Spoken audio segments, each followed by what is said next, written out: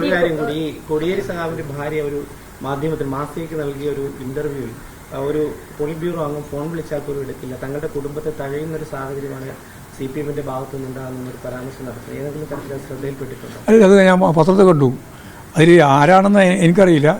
ഞാൻ കഴിഞ്ഞ കുറച്ച് ദിവസങ്ങൾക്ക് മുമ്പ് തന്നെ അവരുടെ വീട്ടിൽ സന്ദർശിച്ചിട്ടുണ്ട്, ഇടയ്ക്കൊക്കെ വീട്ടിൽ പോകാറുമുണ്ട്.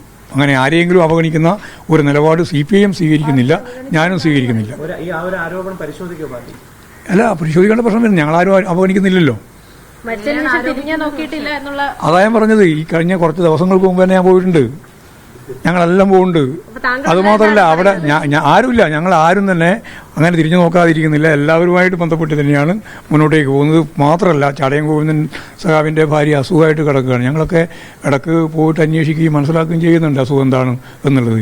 ഇപ്പോൾ സഖാവ് നായനാരുടെ ഭാര്യ ശാരദ ടീച്ചർ ഒരു ഓപ്പറേഷനുമായിട്ട് ബന്ധപ്പെട്ട് എറണാകുളത്താണുള്ളത്. ഞാൻ ഓപ്പറേഷൻ കഴിഞ്ഞപ്പോൾ തന്നെ വിളിച്ചു, സംസാരിച്ചു.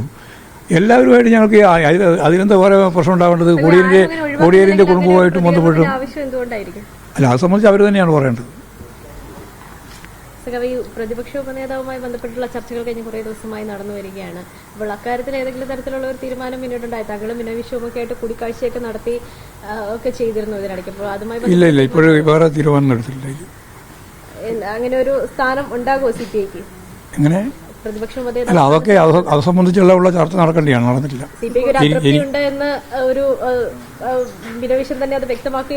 അതൃപ്തി, അവർക്ക് അതൃപ്തിയുണ്ട്.